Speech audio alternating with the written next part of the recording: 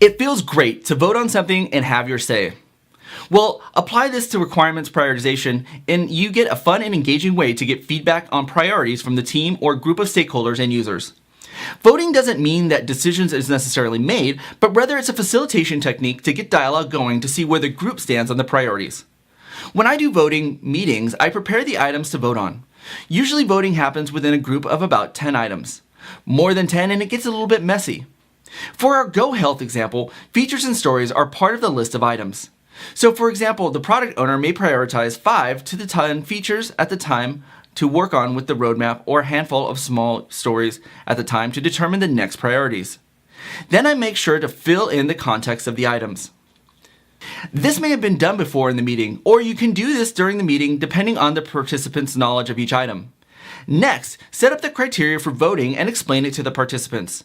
This provides the guidance and context that the team needs to be able to be on the same page. When providing this direction, consider things like user group we are focusing on and what the goals of the release are for the user perspective, as well as to what features align to the product's visions best. Setting up these questions as guidelines gets each participant thinking about how they would like to prioritize these stories. We want to make sure that their own filters of what's important are reset back to how, as a product owner, we want to prioritize to. Next, set up the process that will be used to vote.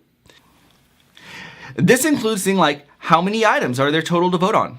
How many votes will each person get? How many votes can each person place towards each item?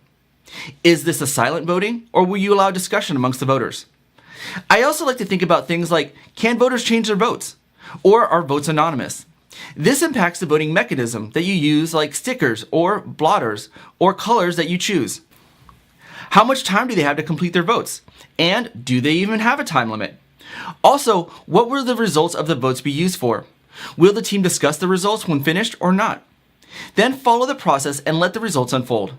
Fair warning, many times the results are less impactful than the dialogue, inputs, and observing the process.